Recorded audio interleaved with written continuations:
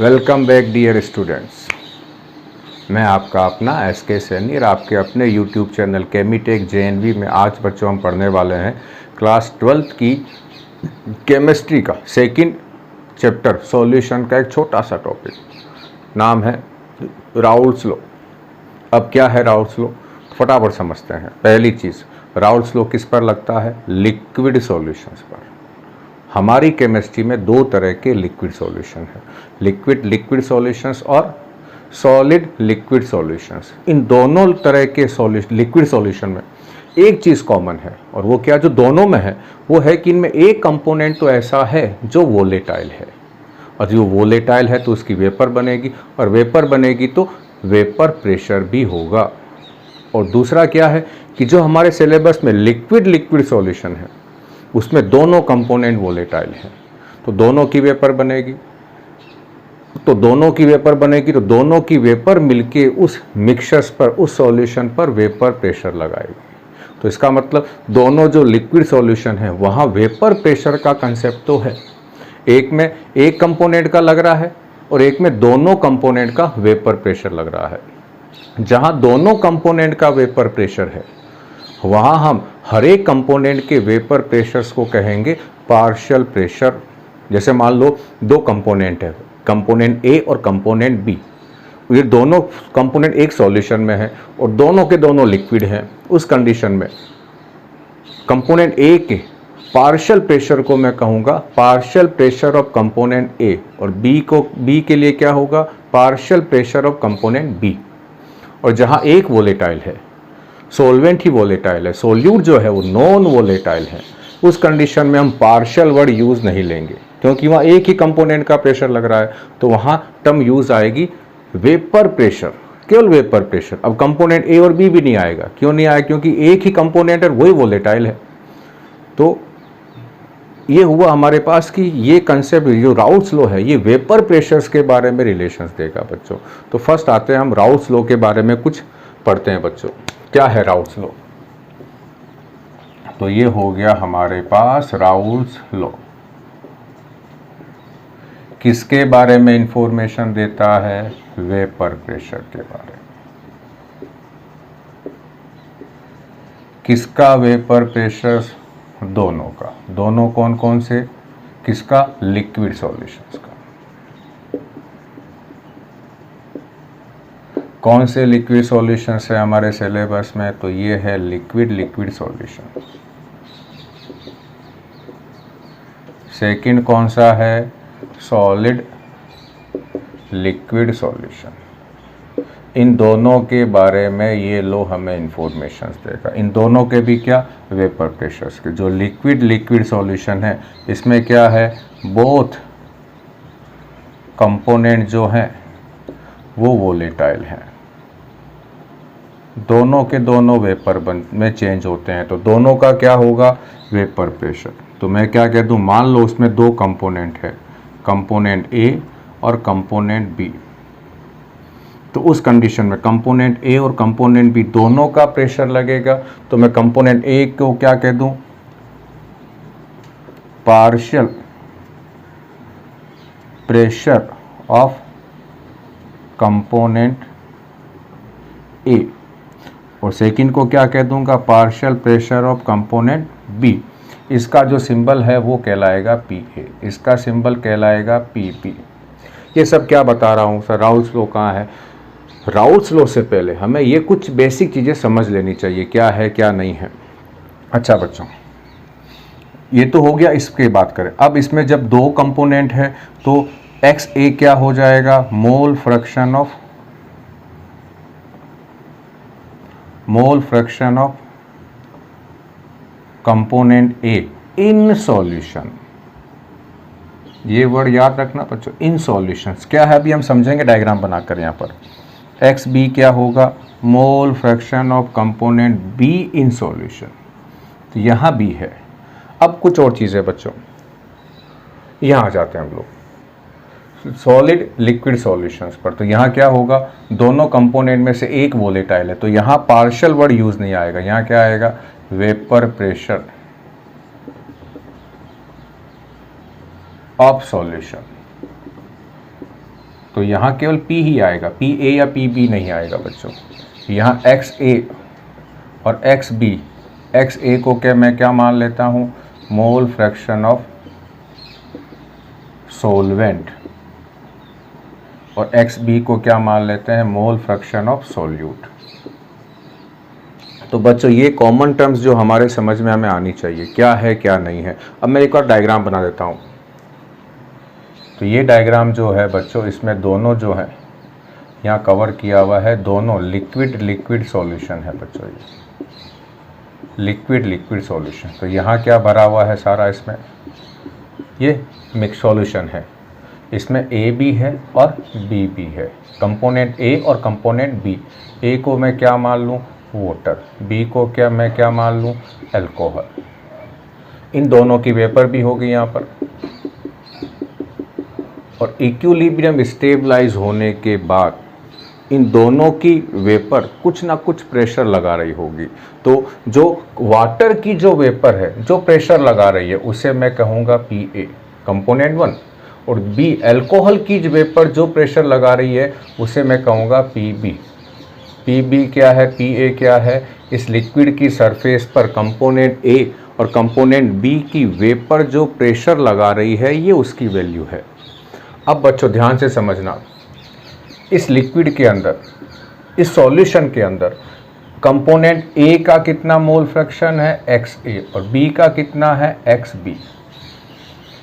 XA और XB क्या है, mole fraction of component 1A और मोल fraction of component B in solution, इसके अंदर, इस लिक्विड वाले पोर्शंस में।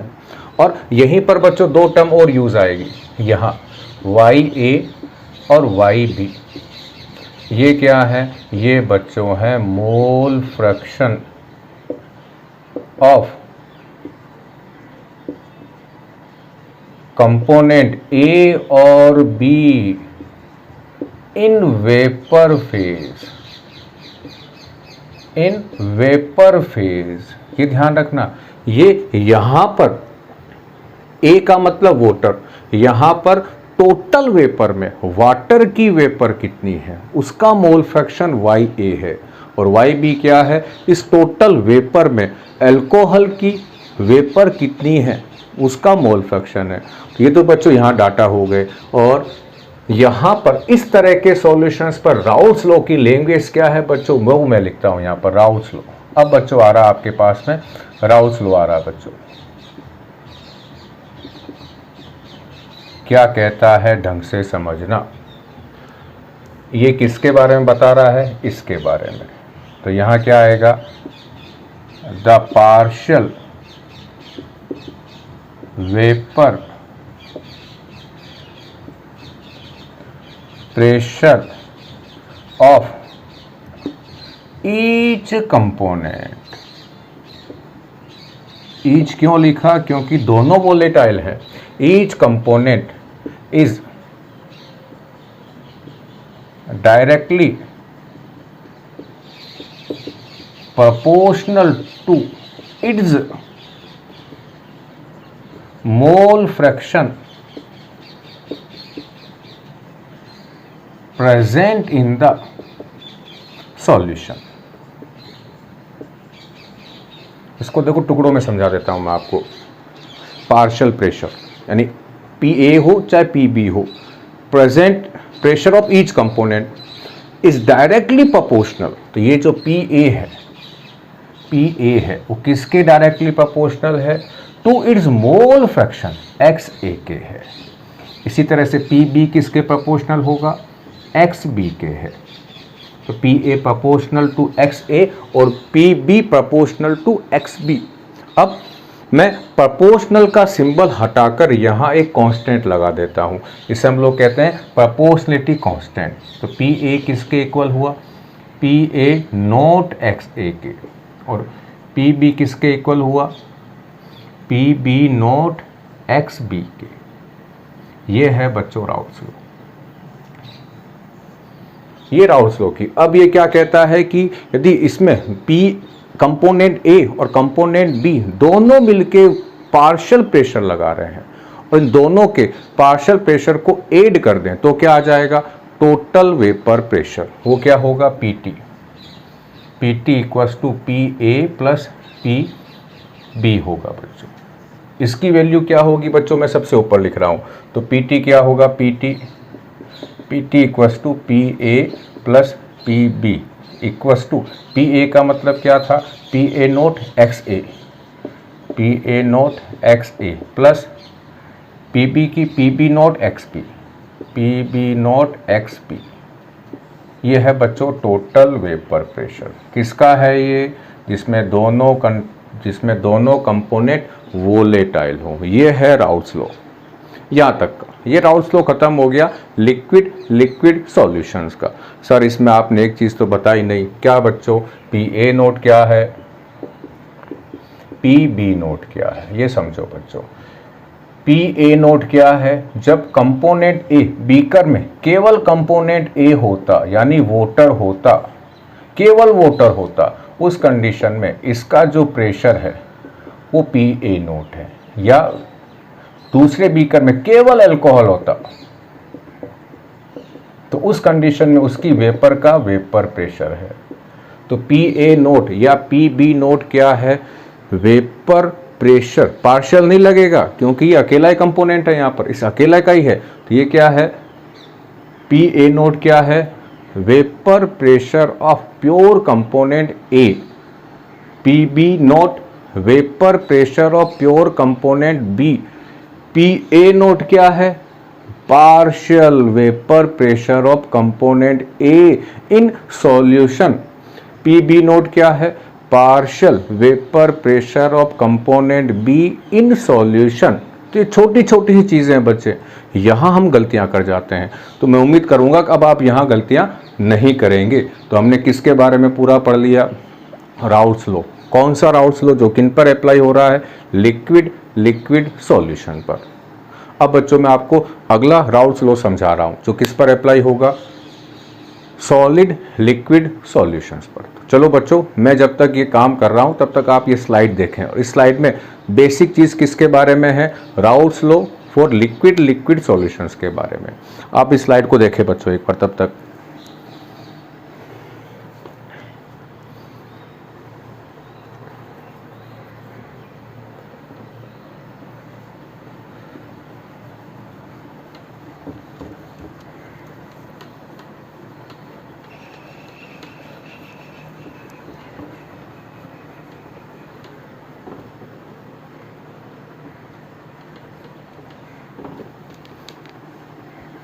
चलिए बच्चों, आपने स्लाइड देख ली होगी। यदि आपने नहीं देखी है तो वापस बैक जाएं, इसको पॉज करें और वापस आप जितनी टाइम स्लाइड देखना चाहें उतनी देख लें। अब बच्चों ये इतना पोर्शन, मैंने कौन सा पोर्शन रिमूव कर दिया, लिक्विड सॉल्यूशंस का। अब मैं किसका एग्जांपल ले रहा हूँ, सॉलिड लिक्विड सॉल्यूशंस का। बच्चों ये कंटेनर है हमारा, इसमें इस लेवल तक क्या भरा हुआ है, वाटर के साथ क्या मिला हुआ है, NaCl। NaCl क्या है, नॉन वोलेटाइल सॉल्यूट है। इसका मतलब इस सॉल्यूशन में केवल वाटर कैसा है, वोलेटाइल है, ये नॉन वोलेटाइल है।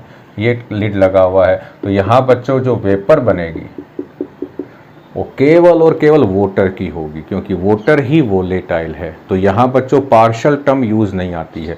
पार्शियल टर्म तब यूज़ आती है जब वेपर दो या दो से ज़्यादा अलग अलग कंपोनेंट्स की हो और दो सब मिलके प्रेशर लगा रही हो। तो यहाँ तो एक ही है, तो हम इसको केवल क्या कहेंगे, पी क्या हुआ, वेपर प्रेशर ऑफ सॉल्यूशन, क्योंकि इस पूरे सॉल्यूशन में वाटर ही वोलेटाइल है। तो वेपर प्रेशर ऑफ सॉल्यूशन। अब इस तरह के सॉल्यूशंस के लिए राउट्स लॉ की लैंग्वेज क्या है, इससे मिलती जुलती है, थोड़ा सा चेंज है। चेंज मैं पहले इसी में करता हूं।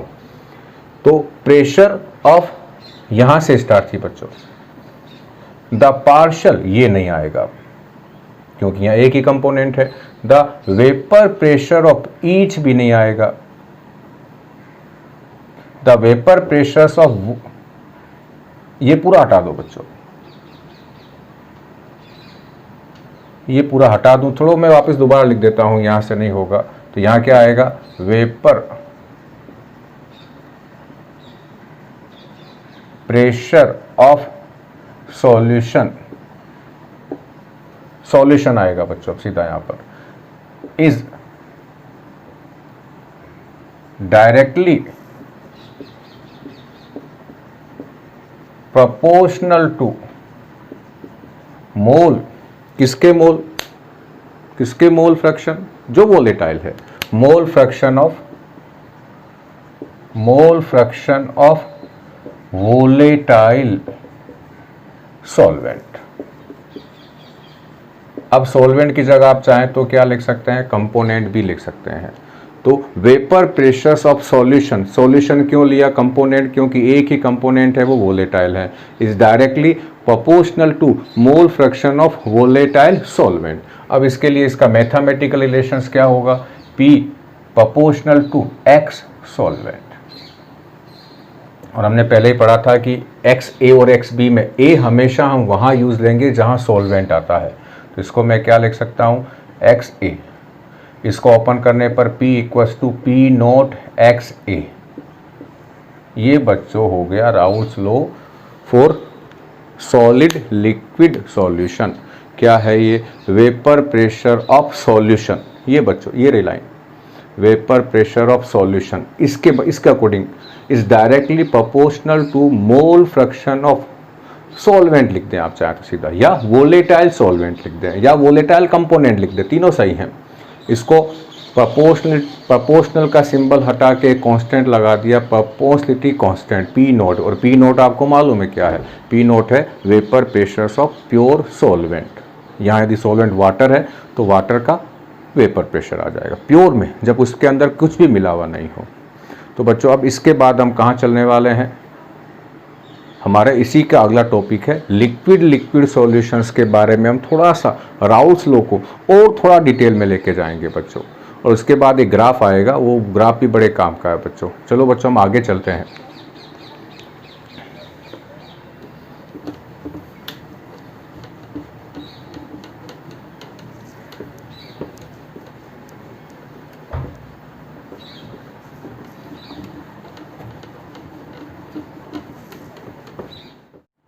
तो बच्चों चलते हैं लिक्विड सॉल्यूशन में।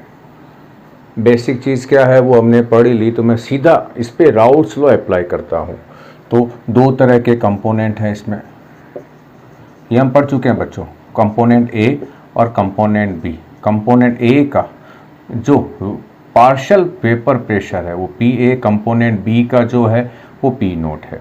PA किसके इक्वल है, PA नोट XA के, PB नोट किसके इक्वल, PB किसके इक्वल है, PB नोट XB के। P टोटल कैसे निकालेंगे, PA प्लस PB। PA का फॉर्मूला में क्या लिख दूं, PA note XA plus PB note XB। ये बच्चों PT आएगा। PT क्या है, टोटल वेपर प्रेशर है बच्चों। यहाँ तक हमने समझ लिया। अब इसमें हम थोड़ा बहुत चेंजेस करते हैं, और क्या एज्यूम करके चलते हैं, पहले assume component B is more volatile. इसका मतलब क्या हुआ कि जो कंपोनेंट B है वो ज़्यादा वोलेटाइल है, उसकी ज़्यादा वेपर बन रही है A के कंपैरिजन में। तो सिंपल सा क्या हुआ कि जो टोटल वेपर प्रेशर है उसमें B का जो वेपर प्रेशर आएगा वो A के कंपैरिजन में थोड़ा सा ज़्यादा आएगा। तो इसका मतलब क्या हुआ कि PA, समझना बच्चों, PA नोड जो है वो कम है PB नोड से। यही तो है कि यदि B ज़्यादा वोलेटाइल है तो B की वेपर ज़्यादा बनेगी, तो प्योर में भी B का जो वेपर प्रेशर होगा प्योर वो भी ज़्यादा होगा। तो PB नोड ज़्यादा है PA नोड से। अब तो मैं क्या ट्राई करूँगा, इस PT के फॉर्मूले में केवल उसको रखने की ट्राई करूँगा जो ज़्यादा वोलेटाइल है, ताकि हमारा एक सिंपल सा कंसेप्ट बन जाए। उसको हटाने की ट्राई करूँगा जो कम वोलेटाइल है। तो यहाँ से मैं क्या हटा सकता हूँ, XA और XB। XA क्या है, mole fraction of component A, XB mole fraction of component B। और B ज़्यादा वोलेटाइल है, तो मैं XB को तो रखूँगा और XB को हटाने की ट्राई करूँगा। और हमें मालूम क्या है, किसी भी बाइनरी सॉल्यूशन में XA plus XB equals to 1 होता है। Mole fraction of A and mole fraction of B, इन दोनों का सम जो है वो 1 के इक्वल है। अब मैं किसको हटाने की ट्राई कर रहा हूँ, XA को, तो XA बराबर क्या हो जाएगा 1 माइनस XB, और XA की ये वैल्यू मैं इसको इक्वेशन 1 कह दूँ, इसको equation 3।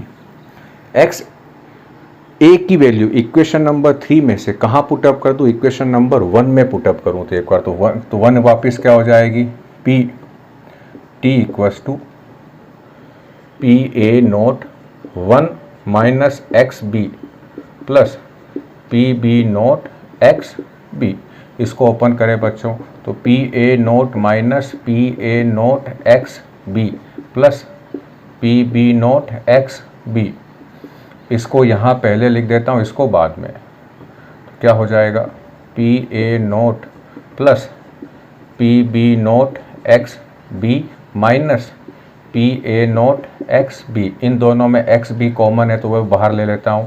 P A nought plus x B P B nought minus P A nought. ये क्या है बच्चों, ये पी टी है।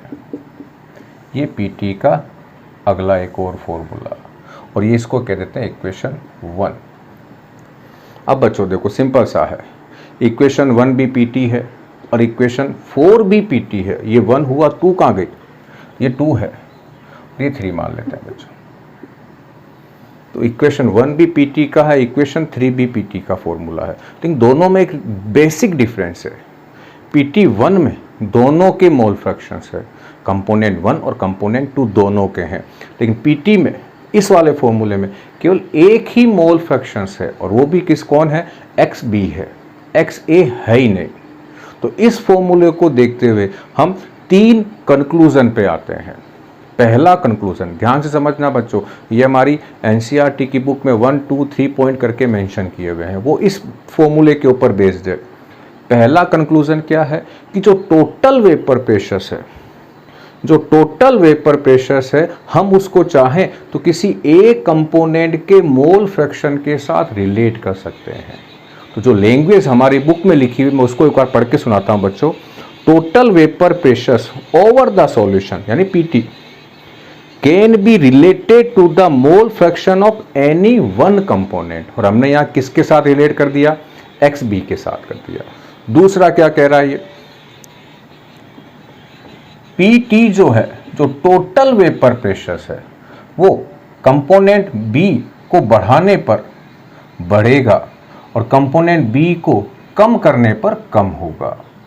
टोटल वेपर प्रेशर जो है एक्स बी को बढ़ाने पर पीटी क्या होगा, बढ़ेगा, और एक्स बी को कम करोगे तो पीटी क्या होगा, कम हो जाएगा। यानी हम टोटल वेपर प्रेशर्स को इंक्रीज और डिक्रीज कर सकते हैं कंपोनेंट सेकंड को बी को चेंज करते हुए। यानी यदि मैं एक कंपोनेंट सेकंड बी को कम करूंगा तो टोटल वेपर प्रेशर्स भी कम हो। यानी यदि ये कम हो गया तो वो फ्रैक्शन कम हो रहा है जो इसके साथ जुड़ रहा है। तो यदि एक्स बी कम हो गया तो पीटी कम हो जाएगा, एक्स बी बढ़ गया तो पीटी भी बढ़ जाएगा। ये बच्चों दूसरा पॉइंट है। मैं इसको देखो पढ़ के सुनाता हूं बच्चों। Total vapour pressure of the solution, total PT की बात कर रहा है, varies linearly with the mole fraction of component B. ये हो गया बच्चों हमारा दूसरा पॉइंट। और तीसरा पॉइंट इसी से मिलता जुलता है। अब ये तो इक्वेशंस एक्स बी के अकॉर्डिंग थी, यदि यही इक्वेशंस में इसका उल्टा करूं और मैं इस फॉर्मूले में से एक्स ए को एक्स बी को हटाऊं तो इक्वेशंस क्या होगी, 1 माइनस एक्स ए। तो ये फॉर्मूला एक और तरीके से आ सकता है जो हमें नहीं लाना, लेकिन हमें दिमाग में रखना उस फॉर्मूले को। वो क्या है, P T equals to P A की जगह बच्चों पी, सब कुछ उल्टा पुल्टा कर देना, ए की जगह बी, ए की जगह बी कर दो बस, पी ए नोट की जगह P B nought, x B की जगह X A, P B nought की जगह P A nought minus P B nought. ये फॉर्मूला कब आएगा, सिंपल सा है, ध्यान रखना बच्चों। ये फॉर्मूला तभी आएगा जब P A note PA note यानी कंपोनेंट A ज़्यादा वोलेटाइल है। तो आपने इसको ये वाला फॉर्मूला आ गया। दोनों फॉर्मूले एक ही जैसे हैं बच्चों, आप इसको ट्राई करें, इसी का यूज़ लें। तो बच्चों ये हो गया हमारे पास लिक्विड सॉल्यूशंस पर राउल्स लॉ की हमने अप्लाई किया तो ये फॉर्मूले आए, या ये इसको लें। Formula number 1, formula number 3। अब एक फॉर्मूला और है, हमने 11th क्लास में हमारा चैप्टर था स्टेट ऑफ मैटर, वहाँ हमने पढ़ा था Dalton law of partial pressure. वो गैसेस के ऊपर बेस्ड था, तो यहाँ पर भी वही उसी लॉ का यूज़ लिया गया है और दो फॉर्मूले और दिए गए हैं। वो दो फॉर्मूले किन के ऊपर बेस्ड हैं, पहले इस डायग्राम को समझें, फिर मैं उन दोनों फॉर्मूले के बारे में आपको बताता हूँ। इसमें कौन है, कंपोनेंट ए और बी दोनों है, ये उन दोनों का सॉल्यूशन है। यहाँ कौन है, ए और बी दोनों की वेपर है। यहाँ जो है वो XA और XB है, mole fraction of A and B। यहाँ जो है वो YA और YB है। तो XA और XB क्या है, mole fraction of component A और B in solution. YA YB mole fraction of component A and B in vapour phase है। और यहाँ पर वेपर फेज के इस फॉर्मूले इनके बेस पर Dalton law of partial pressure को अप्लाई करें तो PA इक्वस टू YAPT और PB equals to YBPT। PB क्या है, partial vapour pressure of component B in solution. YB क्या है, mole fraction of component B in vapour phase. और ये PT क्या है, टोटल वेपर प्रेशर। सिंपल सा रिलेशन है, यहाँ PB ज़्यादा होगा या PA ज़्यादा होगा, PA ज़्यादा है, A का वेपर प्रेशर ज़्यादा है, इस PA ज़्यादा है, इसका मतलब YAB ज़्यादा होगी, मोल फ्रैक्शन ऑफ A भी ज़्यादा होगा। तो ये बच्चों ध्यान रखना, ये YA और YB बहुत बार न्यूमेरिकल आता है। YA और YB निकालना है बच्चों आपको, तो सिंपल सा ये फॉर्मूला काम लो। पहले PA निकालो, पहले इसको निकालो। यदि आपको YA और YB निकालना है बच्चों तो पहले PA निकालो। कैसे निकालेंगे, PA नोट XA ये निकालो। फिर आप PB निकालो, कैसे निकालेंगे, PB नोट XB। दोनों निकल जाएं, दोनों को ऐड कर दो तो क्या आ गया, PT आ गया, PA आ गया, PB आ गया, PT आ गया। अब PA आपके पास यहाँ से रहा, PT आपने कैलकुलेट कर लिया है, YA निकाल लो। PB निकाल लिया तो आपने PB भी निकाल लिया, PT आपने निकाल रखा है, YB निकाल लो बच्चों।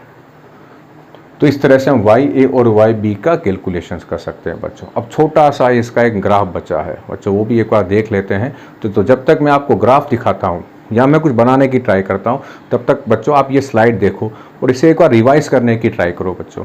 आप लोग स्लाइड देखिए बच्चों।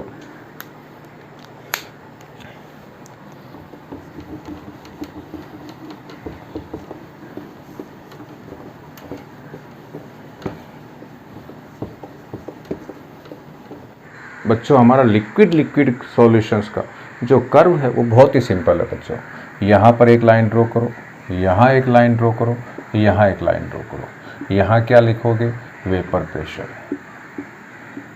यहाँ भी क्या लिखेंगे, वेपर प्रेशर। यहाँ क्या लिख रहा हूँ बच्चों, XA और XB। समझना बच्चों, यहाँ लिख रहा हूँ कि XB 1 है, XA 0 है। ये सॉल्यूशन का कंपोजिशन है बच्चों। कौन सा, लिक्विड सॉल्यूशन का ही कंपोजिशन है। अभी कंपोनेंट 1 तो 0 है और उसमें केवल कंपोनेंट 1 है। कंपोनेंट A तो 0 है, केवल कंपोनेंट B है। इसका मतलब अभी जो वेपर प्रेशर लग रहा है वो केवल कंपोनेंट B का है। तो ये क्या हो गया, प्योर का वेपर प्रेशर। कौन से प्योर का, B का प्योर। A तो है ही नहीं, तो इसके रेस्पेक्ट में मान लो कि A 1 होता, B 0 होता और इसका वेपर प्रेशर यहाँ आता, तो ये क्या हो गया बच्चों, PB नोट। ये B का प्योर स्टेट में वेपर प्रेशर आ गया और यहाँ आते आते क्या होगा, XA बढ़ता जाएगा और यहाँ आते आते XA 1 हो जाएगा बच्चों। यहाँ XB कम होता जाएगा और यहाँ आते आते XB 0 हो जाएगा। तो इसके बीच क्या है, इसके बीच बच्चों ये सॉल्यूशन है। इन पॉइंट पर क्या है, इन वाले पॉइंट पर तो केवल प्योर कंपोनेंट है, इनके बीच सारा सॉल्यूशन है। यहाँ जैसे मानो यहाँ XA कितना हो गया होगा, 0.25, यहाँ 0.50, यहाँ 0.75, ये ए बढ़ रहा है। बी कितना हो गया होगा यहाँ पर 0.75, 0.5, 0.25, तभी दोनों का टोटल 1 हो रहा है। हर सभी जगह 1 है, नहीं सॉल्यूशन में जो टोटल मोल फ्रैक्शन है वो तो 1 है। अब जब केवल एक्स बी है तो ये हमने क्या निकाल लिया, प्योर बी का वेपर प्रेशर। यहाँ केवल एक्स ए है, एक्स बी है, एक्स बी 0 है, तो यहाँ पर क्या नहीं मालूम है, पी ए नोट। अब बच्चों इसको नीचे लिखा है, इस पॉइंट को मैंने नीचे एज्यूम किया है, इस पॉइंट को ऊपर, क्योंकि हमने क्या माना था कि जो बी है वो ज़्यादा वोलेटाइल है, तो बी का प्योर स्टेट में जो वेपर प्रेशर है वो भी ज़्यादा होगा ए से। अब बच्चों कुछ नहीं करना है, इन दोनों प्योर के वेपर प्रेशर की लाइन को आपस में मिला दो कुछ। ये लाइन किसकी है, टोटल वेपर प्रेशर्स की है। आप इस लाइन के रेस्पेक्ट में इस ग्राफ की हेल्प से किसी भी पॉइंट पर टोटल वेपर प्रेशर्स को कैलकुलेट कर सकते हैं। बस आपको पी बी नोट और पी ए नोट की वैल्यू मालूम होनी चाहिए। जैसे मान लो मैं यहाँ पे आता हूँ, इसके रेस्पेक्ट में यदि मैं निकालना चाहूँ तो यहाँ क्या फॉर्मूला लगेगा, P T equals to P A nought X A nought plus nought नहीं आएगा इधर, P A nought x B और P B nought x B. तो पी ए नोट और पी इनकी वैल्यू मालूम होनी चाहिए। यहाँ इसके रेस्पेक्ट में दोनों कितने 0.5, तो यहाँ 0.5, यहाँ 0.5, पी टी निकल गया। और आसान सा तरीका क्या है, इसके रेस्पेक्ट में ये जो वैल्यू आएगी वो इस ग्राफ में इसके अकॉर्डिंग आएगी, या तो इसके अकॉर्डिंग या इसके अकॉर्डिंग, चाहे यहाँ ले लो चाहे यहाँ ले लो, दोनों वैल्यू सेम आएगी। तो इसके रेस्पेक्ट में जो वेपर प्रेशर आएगा ये इस टोटल वेपर प्रेशर्स के इक्वल आएगा। नहीं, ये लाइन किसको बता रही है, ये जो लाइन है ये लाइन बता रही है पीटी को बच्चों। अब एक्स ए यहाँ 0 है, तो ए का जो वेपर प्रेशर है ए के कारण वो 0 है। जो जो एक्स ए बढ़ता जाएगा, इस एक्स ए का वेपर प्रेशर बढ़ता जाएगा, और यहाँ आते आते इस पॉइंट पर आते आते एक्स ए 1 हो गया, तो टोटल जो प्रेशर है वो ए के अकॉर्डिंग है। यहाँ भी क्या होगा, एक्स बी 0 है, तो इसका वेपर प्रेशर 0 होगा। यहाँ आते आते इस तरह से इस बी का प्रेशर ऐसे बढ़ता जाएगा बच्चों। तो ये लाइन किसकी है, partial vapour pressures of component B की है ये लाइन। ये किसके इक्वल होगा, P B nought x B के। और ये लाइन किसका, ए 1 है, 0 से 1 हो रहा है, तो ये लाइन है पी ए की है, partial vapour pressure of component ए। ये किसके इक्वल होगा, पी ए नोट एक्स ए के। तो ये बच्चों क्या कर्व है, ये लिक्विड सॉल्यूशंस का कर्व है। और सिंपल सा क्या, हम इस ग्राफ की हेल्प से हम क्या निकाल सकते हैं बच्चों, पीटी निकाल सकते हैं। अभी तक बहुत रेयर है कि ऐसा क्वेश्चंस बोर्ड में आया है कि बोर्ड में आपको एक ग्राफ दिया हुआ आ जाए, ये सारी वैल्यू दी हुई आ जाए और यहाँ पर ये सब कुछ मेंशन किया हुआ आ जाए, तो आप किसी भी, तो वो क्वेश्चंस क्या पूछेगा, इतने इतने मोल फ्रैक्शंस पर पीटी कितना होगा। ग्राफिकल मेथड से मेजर करें तो आपको इन दोनों के रेस्पेक्ट में यहाँ जाना है, और यहाँ ये लाइन जो आ रही है पीटी के रेस्पेक्ट में, या ये वाला ले लो चाहे ये वाला ले लो, यहाँ जो भी वेपर प्रेशर्स आएगा वो टोटल वेपर प्रेशर्स के इक्वल होगा बच्चों। उम्मीद करता हूँ बच्चों ये आपको पूरा वीडियो समझ में आया होगा। थोड़ा लंबा इसलिए हो जाता है बच्चों कि जब समझाने की ट्राई करते हैं तो वीडियो लंबा चला जाता है। उम्मीद करते हैं कि वीडियो लंबा नहीं जाए, लेकिन आपके मेरे हाथ में है नहीं बच्चों, या तो मैं कुछ टॉपिक स्किप कर जाऊँ, खा जाऊँ पूरा, तब वीडियो छोटा हो जाएगा। तो ट्राई करूँगा बच्चों कि वीडियो छोटा करूँ और कुछ खाऊँ भी नहीं। थैंक यू बच्चों।